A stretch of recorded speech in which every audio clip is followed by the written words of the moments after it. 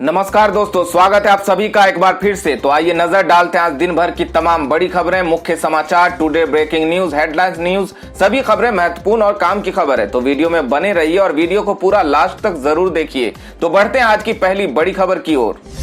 प्रचंड जीत के बाद ममता बनर्जी बोली, बंगाल ने देश को बचा लिया, चुनाव आयोग पर भी साधा निशाना। बता दें कि पश्चिम बंगाल में ममता बनर्जी जीत की हैट्रिक लगा चुकी हैं, उन्हें पूर्ण बहुमत मिल चुका है। वहीं बंगाल की सबसे हाई प्रोफाइल सीट नंदीग्राम से टीएमसी प्रमुख और मुख्यमंत्री ममता बनर्जी को बीजेपी उम्मीदवार शुभेंदु अधिकारी के हाथों 1957 वोटों से हार का सामना करना पड़ा है। अपनी हार स्वीकार करते हुए ममता बनर्जी ने आज मीडिया कर्मियों को संबोधित किया। अपने स्पीच में सीएम ममता ने कहा कि अभी जीत का जश्न मनाने का समय नहीं है, कोरोना को नियंत्रित करना हमारी पहली प्राथमिकता है। इसके अलावा ममता बनर्जी ने चुनाव आयोग पर भी निशाना साधा है। सीएम ने बीजेपी पर निशाना साधते हुए कहा कि भाजपा चुनाव हार गई है, उन्होंने गंदी राजनीति की, हमें चुनाव आयोग के डर का सामना करना पड़ा। राज्य में प्रचंड बहुमत हासिल करने के बाद मीडिया को संबोधित करते हुए ममता बनर्जी ने कहा कि मैंने कहा था कि हम डबल सेंचुरी लगाएंगे और वो वही हुआ। ये जीत बंगाल की जनता की जीत है, जिसने बंगाल के लोगों को बचा लिया। यहाँ खेला हो बे जमकर हुआ, लेकिन अंत में जीत हमारी हुई। सीएम ममता ने लोगों से अपील करते हुए कहा कि अभी वक्त सही नहीं है, इसलिए जीत का जश्न न मनाएं। सीएम ने वादा किया कि कोरोना नियंत्रण हमारी प्राथमिकता है और अगर राज्य को फ्री वैक्सीन नहीं मिली तो आंदोलन करेंगी। नंदीग्राम में हुई हार को लेकर सवाल पूछने पर ममता बनर्जी ने कहा, नंदीग्राम के बारे में चिंता मत करो, नंदीग्राम के लोग जो भी जनादेश देंगे मैं उसे स्वीकार करती हूँ, मुझे कोई आपत्ति नहीं है। हमने 221 से अधिक सीटें जीती और भाजपा चुनाव हार गई है। बंगाल से आ रहे रुझानों और तृणमूल कांग्रेस पार्टी को जीत मिलती देख अब महाराष्ट्र के मुख्यमंत्री उद्धव ठाकरे ने एक बड़ा बयान दिया है। उद्धव ने कहा कि ममता बनर्जी बंगाल की जनता के स्वाभिमान के लिए अकेली लड़ रही थी, उनकी हिम्मत की दाद देनी चाहिए, अंत में विजय उनकी हुई। उन्होंने कहा कि इस विजय का श्रेय बंगाल की शेरनी को देना चाहिए। उद्धव ने बीजेपी पर कटाक्ष करते हुए कहा कि पीएम गृह मंत्री के साथ साथ केंद्र सरकार और राज्य सरकारें ममता बनर्जी को हराने के लिए एक हो गई थी, लेकिन सभी शक्तियों को धूल में उड़ाते हुए उनको विजय मिली। मैं उनका और बंगाल की जनता का अभिनंदन करता हूं। इसके साथ ही उद्धव ठाकरे ने अपील की कि अब इस राजनीति को खत्म कर सभी को मिलकर कोरोना के खिलाफ लड़ाई पर ध्यान देना चाहिए और इसे खत्म करके ही दम लेना चाहिए। पश्चिम बंगाल के टॉलीगंज से हारने के बाद बंगाल की जनता पर भड़के बाबुल सुप्रियो, कहा क्रूर महिला को सत्ता सौंप दी। बता दें कि पश्चिम बंगाल की टॉलीगंज विधानसभा सीट पर चुनावी मात खाने के बाद बाबुल सुप्रियो का गुस्सा सोशल मीडिया पर छलका है। केंद्रीय मंत्री और बीजेपी नेता एक पोस्ट लिखकर विधानसभा चुनाव के नतीजों को बंगाल की जनता की ऐतिहासिक गलती करार दिया है। उन्होंने लिखा, ये बंगाल की जनता की ऐतिहासिक गलती है जिन्होंने एक भ्रष्ट, अक्षम और क्रूर महिला को फिर सत्ता सौंप दी है। हालांकि बाद में बाबुल सुप्रियो ने इस पोस्ट को डिलीट कर दिया है। बाबुल सुप्रियो ने यहां तक कह दिया कि वे टीएमसी सुप्रीमो और पश्चिम बंगाल की मुख्यमंत्री ममता बनर्जी को विधानसभा चुनाव में जीत की बधाई नहीं देंगे। इसके साथ ही उन्होंने जनता को बीजेपी को एक मौका नहीं देने के लिए भी आड़े हाथों लिया। हरियाणा में आज से 7 दिनों के लिए पूर्ण लॉकडाउन, जान लीजिए क्या रहेगा बंद और क्या रहेगा खुला। बता दें कि प्रदेश सरकार ने 3 मई सोमवार से 7 दिन के लिए पूरे हरियाणा में पूर्ण लॉकडाउन घोषित किया है। सरकार की ओर से कहा गया कि ऐसा निर्णय आपदा प्रबंधन अधिनियम 2005 के तहत गृह विभाग द्वारा लिया गया। इस संबंध में आपदा प्रबंधन की राज्य कार्यकारी कमेटी के चेयरमैन हरियाणा के मुख्य सचिव विजय वर्धन की ओर से निर्देश जारी किए गए हैं। निर्देशों में कहा गया कि उक्त जिलों में सभी नागरिक घरों में ही रहें। किसी भी नागरिक को उक्त अवधि में पैदल या किसी वाहन से सड़क पर या सार्वजनिक स्थान पर घूमने की अनुमति नहीं होगी।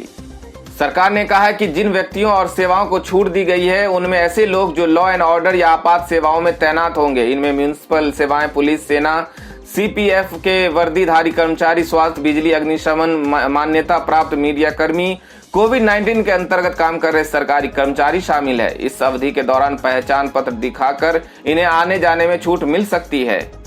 इसके अलावा किसी परीक्षा में शामिल होने के लिए या परीक्षा में ड्यूटी आदि पर जाने वाले लोगों को भी एडमिट कार्ड, पहचान पत्र दिखाकर आने जाने में छूट रहेगी। आवश्यक वस्तुओं के निर्माण में लगे लोगों पर भी आने जाने में कोई रोक नहीं होगी। तो खबरों में आगे बढ़ने से पहले आपको याद दिला दें कि अभी तक आपने वीडियो को लाइक नहीं किया है तो लाइक कर दें, दोस्तों को शेयर भी कर दें और ऐसी ही बड़ी और ताजा खबरों के लिए हमारे चैनल को सब्सक्राइब भी जरूर कर लें। तो बढ़ते हैं अगली बड़ी खबर की ओर। दिल्ली में ऑक्सीजन को लेकर केंद्र पर सख्त हुआ सुप्रीम कोर्ट, सोमवार रात तक सप्लाई सुधारने का दिया आदेश। बता दें कि देश की राजधानी दिल्ली में ऑक्सीजन की कमी को लेकर मचे हाहाकार के बीच सुप्रीम कोर्ट ने केंद्र से आपूर्ति शीघ्र ठीक करने को कहा है। सुप्रीम कोर्ट ने रविवार को सुनवाई करते हुए केंद्र पर सख्त टिप्पणी की और कहा कि 3 मई 2021 यानी सोमवार की मध्य रात्रि या उससे पहले दिल्ली के अस्पतालों में ऑक्सीजन के मुद्दे को सुधारे। रविवार देर रात को जारी आदेश में justice DY Chandrachud, L Niteshwar Rai और रविंद्र भारत की पीठ ने केंद्र को सभी राज्यों के साथ ऑक्सीजन का एक बफर स्टॉक बनाने का आदेश दिया, जहां से किसी भी कारण से नियमित आपूर्ति श्रृंखला बाधित होने पर ऑक्सीजन का उपयोग किया जा सके। ओडिशा सरकार का बड़ा फैसला, बढ़ते कोरोना के प्रकोप को देखते हुए 14 दिनों का लगाया लॉकडाउन। बता दें कि कोरोना की बेकाबू होती लहर से पूरा देश परेशान है। रोजाना मरीजों का चिंताजनक ग्राफ बढ़ता जा रहा है। स्थिति यह है कि अस्पतालों में दवा और ऑक्सीजन के लिए मरीजों को जद्दोजहद करनी पड़ रही है। इसी बीच न जाने कितने मरीज इलाज के अभाव में दम तोड़ रहे हैं। ऐसे में बढ़ते कोरोना संकट के बीच ओडिशा की नवीन पटनायक सरकार ने बड़ा फैसला लिया है। राज्य में 14 दिन का पूर्ण लॉकडाउन लगाने की घोषणा की है। हालांकि इस दौरान नवीन पटनायक सरकार ने यह साफ कर दिया है कि इस दौरान सिर्फ आवश्यक सेवाओं, स्वास्थ्य, इमरजेंसी जैसी सेवाओं को ही छूट रहेगी। इसके अलावा सुबह के 7 बजे से दोपहर 12 बजे तक लोग घरों से 500 मीटर के इलाके में निकल सकेंगे ताकि वे अपने आवश्यक कार्य को पूरा कर सके। जीव जंतुओं में भी फैलने लगा कोरोना वायरस। कोविड-19 से शेर की मौत, सभी राज्यों को एडवाइजरी जारी। बता दें कि देश भर में कोरोना वायरस का कहर बढ़ता ही जा रहा है। पिछले 24 घंटे में कोविड-19 से संक्रमण के सर्वाधिक 4 लाख से अधिक नए मामले सामने आए हैं। ये एक दिन में सबसे ज्यादा है। इससे भी ज्यादा दुख की बात यह है कि ये वायरस जानवरों में भी फैलने लगा है। कोरोना वायरस से एक शेर की मौत हो गई है। केंद्रीय वन एवं पर्यावरण मंत्रालय ने कोरोना से शेर की मौत की पुष्टि की। केंद्रीय मंत्रालय ने सभी राज्यों को राज्य के सभी राष्ट्रीय उद्यान, सेंचुरी, संरक्षित वन क्षेत्र तुरंत प्रभाव से बंद करने की एडवाइजरी जारी की है। दिल्ली के 77 सरकारी स्कूल को बनाया गया वैक्सीनेशन सेंटर। 18 से 44 की उम्र के लोगों को यहां लगेगा टीका। बता दें कि देश में कोरोना के खिलाफ वैक्सीनेशन ड्राइव का तीसरा चरण 1 मई से शुरू हो चुका है। इस चरण में 18 से ऊपर की उम्र के सभी लोगों को वैक्सीन लगाना शुरू हो चुका है। दिल्ली में वैक्सीनेशन ड्राइव को तेजी दी जा रही है। इसके तहत यहां सरकारी स्कूलों को टीकाकरण के केंद्र बनाए जा रहे हैं। जानकारी है कि 18 से 44 साल के लोगों को कोरोना टीका लगाने के लिए सरकारी स्कूल में भी इंतजाम किए गए हैं। दिल्ली सरकार ने 77 सरकारी स्कूलों में सोमवार से टीका लगाने के लिए इंतजाम किए हैं। ये सभी नजदीकी अस्पताल से अटैच होंगे। स्कूलों के अंदर टीकाकरण केंद्र इसलिए भी बनाए गए ताकि अगर टीका लगवाने के लिए ज्यादा संख्या में भी लोग आ जाएं तो संक्रमण फैलने का खतरा कम हो। दिल्ली सरकार के अधिकारी ने इसकी जानकारी दी है। सरकार की ओर से ये घोषणा तब आई जब मुख्यमंत्री अरविंद केजरीवाल ने अभी शनिवार को कहा था कि दिल्ली में 18 से 44 साल के ऊपर के लोगों का टीकाकरण बड़े स्तर पर सोमवार से शुरू होगा। सरकारी अधिकारियों ने बताया कि वैक्सीनेशन के लिए तैयारियां जारी है। दोस्तों, अगर आप भी अपने गांव, शहर या अपने राज्य की खबरों को देखना चाहते हैं तो कमेंट में अपने गांव, शहर या राज्य का नाम जरूर लिखें। और अगर आपको अभी तक किसी भी तरह की सरकारी सुविधा का लाभ नहीं मिला है तो वो भी कमेंट करके जरूर बताएं कि सरकार की कौन सी योजना अब तक नहीं पहुंची, जिससे कि आपकी बात हमारे चैनल के माध्यम से सरकार तक पहुंच जाए। तो चलिए बढ़ते अगली बड़ी खबर की ओर। पश्चिम बंगाल में भाजपा की हार पर बोले किसान नेता राकेश टिकैत, अगर सत्ता अहंकारी पूंजीपतियों की वफादार हो तो जनता यूं ही सबक सिखाती है। बता दें कि पश्चिम बंगाल और केरल समेत कई राज्यों की विधानसभा चुनाव हार गई भाजपा को लेकर उसके विरोधी दलों की त्योरी चढ़ गई है। किसान आंदोलनकारी भी भाजपा की हार का जश्न मना रहे हैं। आज किसान नेता राकेश टिकैत ने भाजपा को आड़े हाथों लिया। टिकैत ने अपने ऑफिशियल ट्विटर अकाउंट पे लिखा, जब सत्ता अहंकारी, निरंकुश और पूंजीपतियों की वफादार हो जाए तो जनता के पास वोट की चोट की ताकत ही सत्ता को सबक सिखाती है। गूगल के CEO सुंदर पिचाई का बड़ा बयान, भारत में अभी कोरोना से हालात और भी खराब होंगे। बता दें कि भारत में कोरोना संकट को लेकर गूगल के CEO सुंदर पिचाई ने चिंता जाहिर की है। साथ ही उन्होंने कहा है कि अभी भारत में और भी खराब स्थिति आना बाकी है। मीडिया रिपोर्ट्स के मुताबिक सुंदर पिचाई ने CNN से बातचीत में बताया कि भारत की स्थिति अभी भी बहुत खराब है, लेकिन मुझे लगता है कि सबसे खराब स्थिति आना अभी बाकी है। आपको बता दें कि सुंदर पिचाई ने अभी हाल ही में भारत में कोरोना का हाल देखते हुए 135 करोड़ रुपए के रिलीफ फंड की घोषणा की थी। कोरोना से जंग में मिला भारत को अमेरिका का साथ, भारत पहुंचे 1.25 लाख रेमडेसिविर इंजेक्शन। बता दें कि भारत इन दिनों घातक वायरस कोरोना की दूसरी लहर की भयावहता से जूझ रहा है। स्थिति यह है कि अस्पतालों में जरूरी दवाओं के साथ साथ ऑक्सीजन की भारी किल्लत से जूझना पड़ रहा है। ऑक्सीजन और कोरोना मरीज के इलाज में काम आने वाली दवाओं के अभाव में मरीजों की जान जा रहा है।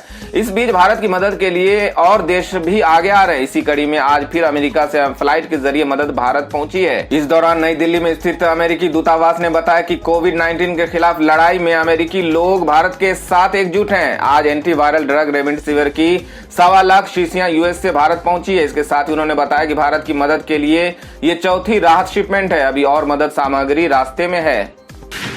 एसबीआई खाता धारकों के लिए जरूरी खबर, 31 मई तक निपटा ले ये जरूरी काम, वरना बंद हो सकता है आपका खाता। बता दें कि देश के सबसे बड़े बैंक स्टेट ऑफ इंडिया ने अपने खाता धारकों के लिए जरूरी जानकारी साझा की है। बैंक ने अपने खाता धारकों को 31 मई 2021 तक केवाईसी संबंधी काम को निपटा लेने की अपील की है।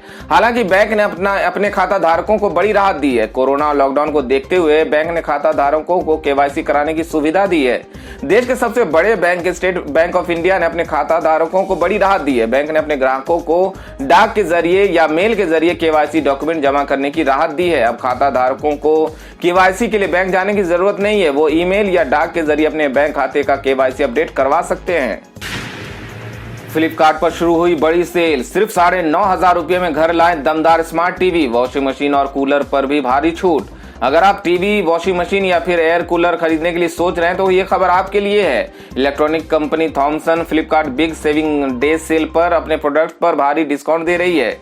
सेल 2 मई से शुरू होकर 7 मई 2021 तक चलेगी। इस सेल में आपको स्मार्ट टीवी से लेकर वॉशिंग मशीन और एयर कूलर पर ऑफर मिलेंगे। अगर आप HDFC का कार्ड का इस्तेमाल करते हैं तो आपको डिस्काउंट के साथ और भी स्पेशल ऑफर मिलेगा। ई कॉमर्स कंपनी अपने ग्राहकों को आजकल समय समय पर ऑनलाइन सेल के दौरान भारी डिस्काउंट दे रही है। इस सेल के दौरान आपको थॉमसन स्मार्ट टीवी 9,500 रुपए से लेकर 1 लाख रुपए तक में मिल जाएगी। थॉमसन स्मार्ट टीवी का रेंज सिर्फ 9,500 रुपए से शुरू हो रही है। वही सेल में आपको थॉमसन की वॉशिंग मशीन सिर्फ 6,990 रुपए पर उपलब्ध है। इस सेल में आपको कंपनी अलग अलग प्राइस रेंज पर आपको कई ऑप्शन दे रही है और 6,990 रुपए से लेकर 28,499 रुपए तक के वॉशिंग मशीन आपको मिल जाएंगे। कंपनी इस सेल में आपको 5,699 रुपए से लेकर 9,199 रुपए का एयर कूलर उपलब्ध करा रही है। अगर आप सरकारी नौकरी चाह रहे हैं तो आपके लिए एक बड़ी खबर है। BTSC में विभिन्न पदों पर निकली है बम्पर वैकेंसी, जल्दी करें अप्लाई। बता दें कि अगर आप बिहार में सरकारी नौकरी करना चाहते हैं तो आपके लिए अच्छा मौका है। BTSC ने मत्स्य अधिकारी, ऑप्थेल्मिक असिस्टेंट, मत्स्य विकास अधिकारी के रिक्त पदों के लिए एप्लीकेशन मांगे हैं। जो कैंडिडेट्स इन पदों के लिए अप्लाई करना चाहते हैं वे BTSC के आधिकारिक वेबसाइट btsc.bihar.nic.in पर जाकर ऑनलाइन अप्लाई कर सकते हैं। अगली खबर में जान लेते हैं आज के सोने और चांदी के ताजा भाव के बारे में। बता दें कि सोने के भाव में आज के दिन गिरावट का रुख रहा। सर्राफा बाजार में सोने के दाम में 795 रुपए प्रति 10 ग्राम की गिरावट देखने को मिली। इससे शहर में सोने का दाम 46,737 रुपए प्रति 10 ग्राम पे रह गया। राष्ट्रीय राजधानी में चांदी की कीमत में 738 रुपए प्रति किलोग्राम की वृद्धि दर्ज की गई। इससे दिल्ली में चांदी की कीमत 67,524 रुपए प्रति किलोग्राम पर पहुंच गई। अगली खबर में बात कर लेते हैं आज के मौसम समाचार की। बता दें कि उत्तर भारत में मानसून पूर्व गतिविधियां जोर पकड़ने लगी है। पंजाब, हरियाणा, राजस्थान और दिल्ली NCR में अगले कुछ घंटे में तेज धूल भरी हवा के साथ हल्की बारिश का अनुमान बताया जा रहा है। वहीं उत्तर पश्चिमी भारत सहित देश के अन्य हिस्सों में आज इसके बढ़ने की उम्मीद है। इससे पूरे सप्ताह यानी 7 मई तक मौसम का मिजाज बदला हुआ रहेगा। मौसम विभाग और स्काई मेट वेदर के अनुसार 2 दिन पहले जम्मू कश्मीर की ओर से एक पश्चिमी विक्षोभ सक्रिय हुआ है, जिसके असर से आज दिल्ली, NCR, पंजाब व हरियाणा समेत कई राज्यों में तेज धूल भरी हवा भी चली और कहीं कहीं बारिश भी हुई। तो दोस्तों ये थी अब तक की सभी बड़ी खबरों की अपडेट्स। टुडे ब्रेकिंग न्यूज और लेटेस्ट खबरों को देखने के लिए हमारे चैनल को सब्सक्राइब जरूर कर लें। वीडियो लाइक और शेयर जरूर कर दें अपने दोस्तों और रिलेटिव्स के साथ। तो दोस्तों आपसे फिर मिलेंगे काम की खबरों और सरकारी योजनाओं की एक और नई वीडियो के साथ। तब तक के लिए धन्यवाद दोस्तों।